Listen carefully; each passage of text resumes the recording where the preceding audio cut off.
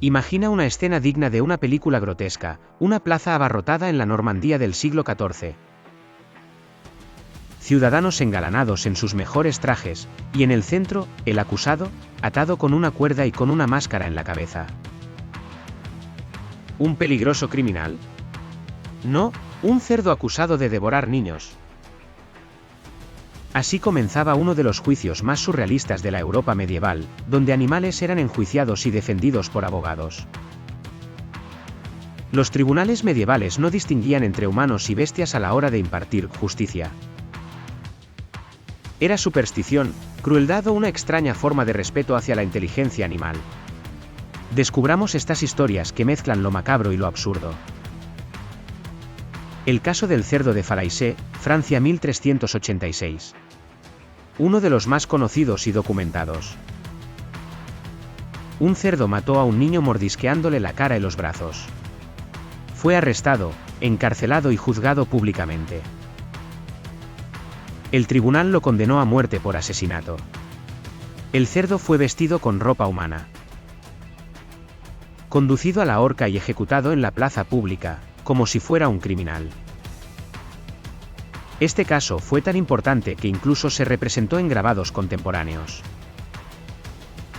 Las ratas de Autun, Francia 1522. Este caso fue famoso por su complejidad legal. Las ratas fueron acusadas de haber devorado las cosechas de cebada de los campesinos. El tribunal nombró un abogado defensor, Bartolomé Chassenet, un jurista famoso. Chassenet defendió a las ratas alegando que no todas las ratas habían sido notificadas legalmente del juicio. Que era imposible que todas comparecieran en corte por la distancia y el peligro que representaban los gatos en el camino. Gracias a estas tácticas, logró retrasar el juicio indefinidamente. Este caso es uno de los más citados en libros de historia del derecho, porque muestra el nivel de seriedad legal con el que se trataban estos procesos. En un pueblo del sur de Italia en el siglo XVI, los gorgojos, una especie de escarabajo, infestaron los viñedos. Los aldeanos denunciaron a los insectos ante un tribunal eclesiástico. Se celebró un juicio en el que el obispo excomulgó a los insectos, y luego se les ofreció una zona segura donde podían irse sin molestar más los cultivos. Por supuesto, los gorgojos no se mudaron, pero el proceso refleja una forma simbólica y religiosa de controlar las plagas. En algunos juicios por brujería, en Europa Central, los animales de compañía, especialmente gatos y perros, eran acusados junto con sus dueñas. Se pensaba que eran familiares demoníacos o cómplices del diablo. Algunos fueron quemados o ahorcados junto con los acusados humanos, como en Salem o Escocia. ¿Locura o lógica medieval? Aunque hoy nos rascamos la cabeza, estos juicios revelan que los campesinos medievales tenían una visión diferente de los animales. Sabían que eran astutos y creían que, si vivían entre humanos, debían obedecer sus normas. Todo comenzó en 1807, tras firmar el Tratado de Tilsit. Napoleón quería celebrarlo con una cacería, como buen aristócrata de la época. Encargó a su jefe de Estado Mayor, Alexandre Berthier, que preparara el evento. Berthier compró conejos para que no faltara diversión, pero en lugar de traer conejos salvajes, trajo conejos domesticados. Sí, esos que se crían en granjas y que no le tienen miedo a nada. Cuando soltaron a los animales, no huyeron, corrieron hacia Napoleón. Se lanzaron en masa, como si esperaran que él les diera de comer. Los conejos lo rodearon, lo empujaron, lo invadieron. Dicen que incluso tuvo que huir en su carruaje, mientras sus generales luchaban por mantener la compostura. Y así, uno de los grandes conquistadores de la historia fue obligado a retirarse, por una horda de conejos esponjosos. ¿Sabías que la Iglesia una vez excomulgó un cometa? Corría el año 1456.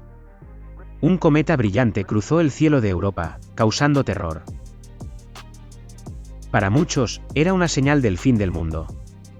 Pero no para todos. El Papa Calixto III, en pleno pánico por la amenaza del Imperio Otomano tras la caída de Constantinopla, interpretó el cometa como un presagio maligno. ¿Qué hizo? Le lanzó una bula papal. Literalmente excomulgó al cometa. Hoy en día sabemos que aquel cometa era nada menos que el cometa Halley. Así es, el mismo que pasa cada 76 años. Excomulgarlo no lo detuvo, pero el Papa hizo historia. Es probablemente el único cuerpo celeste con antecedentes eclesiásticos. Carlos empezó su mandato como un chaval normal. Pero en 1392, durante una campaña militar, el solazo era tan fuerte que al pobre Carlos le dio un golpe de calor, o eso creyeron. De repente, se levantó espada en mano y atacó a su propia tropa. Era el primer episodio de su mega colección de trastornos mentales. Un día creía ser San Jorge, otro día negaba ser rey y otro no recordaba ni su nombre.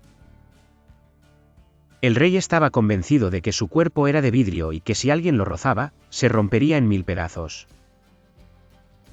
Así que evitaba que lo tocaran y hasta se vestía con ropa extra acolchada. Si veía una espada, entraba en pánico. «Sacad eso de aquí, que me hace daño con solo mirarla». Fue uno de los casos de salud mental más famosos de la Edad Media.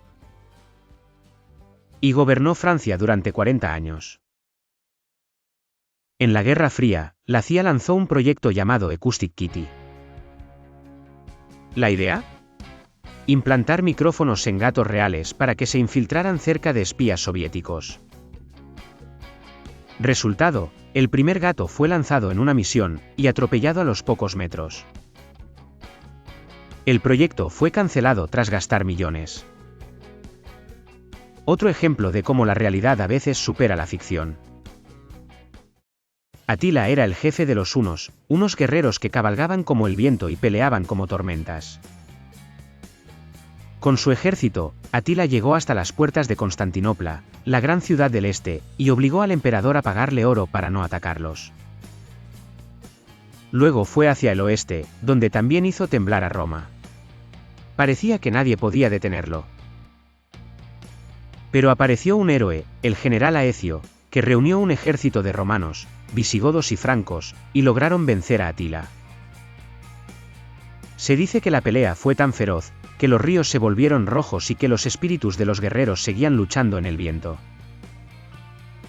Atila no se dio por vencido. Al año siguiente, invadió Italia, y llegó hasta Roma. Pero sucedió algo increíble, el Papa León I fue a hablar con él, y le pidió que no atacara la ciudad. Nadie sabe qué palabras usó, pero lo cierto es que Atila escuchó, y se fue. De regreso a su hogar, Atila se casó con una hermosa joven llamada Ildico. En la fiesta, bebió demasiado vino, y a la mañana siguiente lo encontraron muerto. Había tenido una hemorragia nasal y murió ahogado en su propia sangre.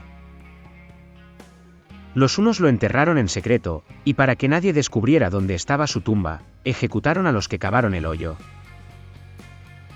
Luego, sus guerreros se cortaron el cabello y se hicieron heridas, diciendo: Atila no será llorado con lágrimas de mujeres, sino con la sangre de valientes. Y así terminó la historia de uno de los guerreros más temidos de todos los tiempos. Su tumba sigue siendo un misterio. En el loco mundo del Imperio Romano, hay emperadores excéntricos, y luego está Calígula. Gobernó del 37 al 41 después de Cristo y es famoso por sus excesos, crueldad, y por darle poder político a su caballo. Se llamaba Incitatus, y Calígula le daba de comer avena con oro. Le construyó una villa, tenía esclavos y hasta un triclinium privado. Se dice que Calígula lo nombró cónsul, el cargo más alto del Senado. Aunque algunos creen que era una broma para burlarse de los senadores, otros creen que iba en serio. Así que sí, en la antigua Roma, al menos por un día, un caballo pudo haber sido más poderoso que tú o yo. En 1932, Australia libró una guerra interna, contra aves grandes y plumíferas. Se llamó la Gran Guerra del Emú y, spoiler, los emúes ganaron. El ejército usó ametralladoras para intentar controlar la población de estas aves gigantes que estaban destruyendo cosechas. Pero los emúes eran rápidos, impredecibles, y casi imposibles de cazar en grupo. Resultado, 40.000 balas gastadas, menos de 1.000 emúes abatidos. El gobierno se rindió. Literalmente. Australia perdió una guerra contra aves. ¿Cuál fue tu favorito? ¿Conoces otros momentos curiosos de la historia? Déjalo en los comentarios. Suscríbete para más historias sorprendentes. Nos vemos en el próximo episodio.